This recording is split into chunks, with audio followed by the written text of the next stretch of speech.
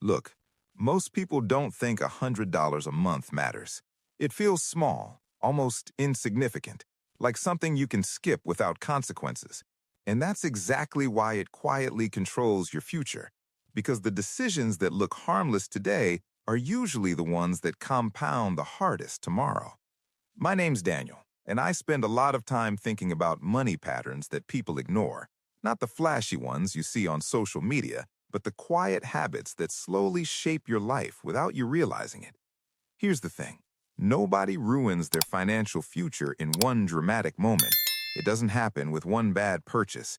It happens with small, repeated decisions that feel too small to care about. Now think about this. $100.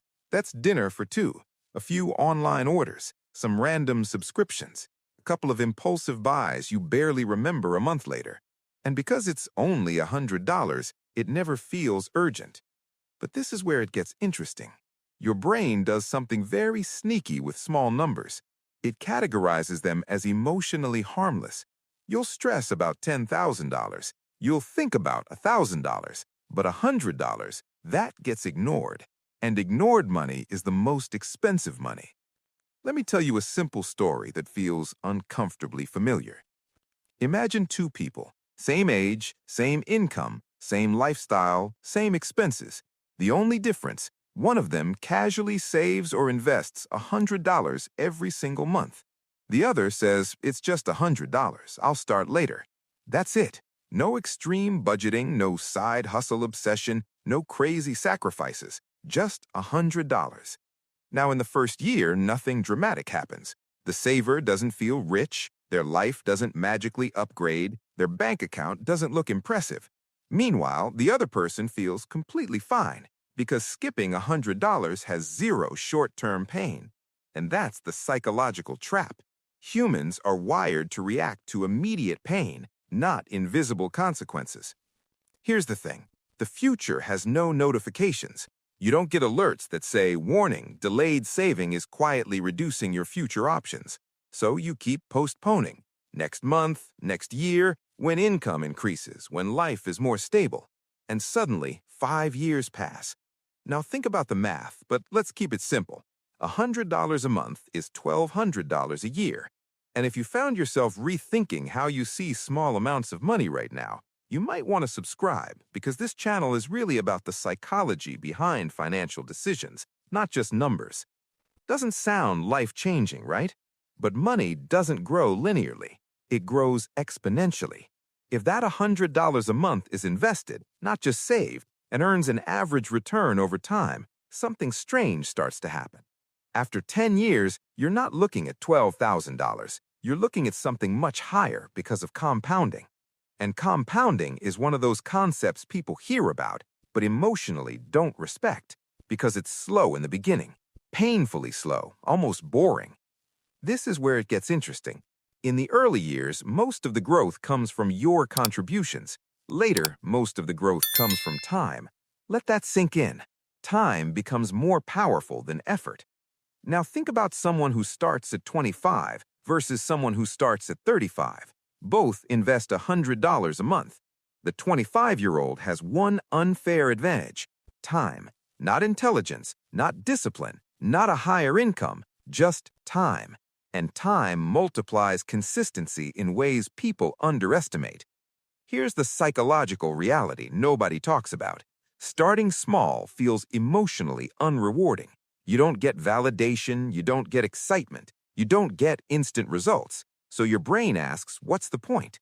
And that question alone stops millions of people from ever building wealth, because they're chasing motivation instead of momentum. Now think about your real life. How many times have you spent $100 without even thinking? Late night online shopping, food delivery when you're tired, random upgrades you barely use, subscriptions you forgot to cancel. Each one feels harmless, but collectively, they represent your future being quietly traded for present comfort. And look, I'm not saying never enjoy your money. That's not realistic. And honestly, that's not healthy either. Here's the thing. The goal isn't restriction. It's intentional allocation. Because when money has no direction, it automatically flows toward convenience. And convenience is expensive. This is where the psychology gets deeper. When people say, "I'll save when I earn more," what they really mean is, "I don't trust my current discipline." But income rarely fixes spending habits. It usually scales them. If you can't manage $100 today, $1,000 later won't magically feel easier. It will just come with bigger lifestyle upgrades, better car, better gadgets, better experiences, higher standards, and suddenly even a higher income still feels tight. Now think about this simple comparison. Person A invests $100 a month starting at 25. Person B invests $300 a month starting at 40. Logically, person B is investing more money, but emotionally they started later, and time quietly punishes delay more than it rewards larger effort. That's the uncomfortable truth. The early dollars matter more than the bigger dollars later, because early dollars get more years to compound. This is where most people misunderstand wealth. They think wealth comes from big moves, big investments, big income jumps. But in reality, most long-term financial stability is built through small, boring, consistent decisions that no one applauds. Now let's talk about something real. Emergency situations, car repairs, medical expenses, unexpected travel, sudden life changes. When you don't have small financial habits, these moments feel like financial emergencies. But when you consistently set aside even $100 monthly, you're not just building money, you're building options. And options reduce stress more than money itself. Here's the thing people rarely admit. Financial anxiety is often not about income. It's about lack of control. When you know you have a buffer, even a small one, your decisions change. You negotiate differently. You take smarter risks. You sleep better. And all of that starts from habits that once felt too small to matter. This is where it gets really interesting psychologically. Consistency builds identity. If you invest $100 a month, you stop seeing yourself as someone who wants to be good with money. You become someone who is good with money. And that shift changes your future decisions automatically.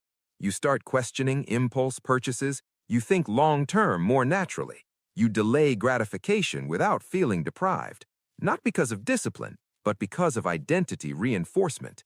Now think about the opposite. Every time you say, "I'll start next month," you reinforce a different identity, the identity of delay. And delayed financial behavior compounds just like money does. Small delays become years of inaction. Years of inaction become missed opportunities. Missed opportunities become regret. Look, nobody regrets starting too early, but millions regret starting too late. And the scary part, regret doesn't arrive loudly. It shows up quietly when you realize your future options are limited. Now imagine reaching your 30s or 40s and realizing that something as simple as $100 a month could have created a financial cushion, investment portfolio, or opportunity fund. Not millions overnight, but enough to change how you experience life. Enough to say yes to opportunities instead of avoiding them due to money stress. Enough to handle unexpected expenses without panic. Enough to invest in yourself when it matters. This is where the emotional math becomes more important than the numerical math, because $100 a month is not just money, it's a repeated vote for your future self. Every month you either fund your future or you accidentally fund your present impulses. And here's the honest reality. You don't need perfection. You don't need to invest huge amounts. You don't need to wait for the perfect time. Because perfect timing is just procrastination in disguise. What actually works is boring consistency. Even during messy months, even during low motivation, even during unpredictable life phases. Now think about this. If you started today, not next year, not when income increases, just today, in 12 months, you'd have built a financial habit. In 5 years, you'd have built momentum. In 10 years, you'd have built leverage. And leverage gives you choices most people don't have. The choice to take a break, the choice to pivot careers, the choice to handle emergencies calmly, the choice to invest when opportunities appear. This is where it all comes together. $100 a month will not impress people. It won't look flashy, it won't feel dramatic, but it will quietly separate your future from the average financial path. And if this perspective is making you rethink how you see small amounts, that alone means you're already thinking differently than most people who ignore the psychology of compounding decisions. Look, the real danger was never that $100 is too small. The real danger is believing small actions don't shape big outcomes, because they do, slowly, silently, relentlessly. So the next time you see $100 as not a big deal, pause for a second. Ask yourself one honest question. Is this $100 serving my present comfort or my future freedom? Because over time, that one tiny monthly decision doesn't just change your bank account, it changes your stress levels, your confidence, your opportunities, and ultimately, the kind of life your future self is allowed to live.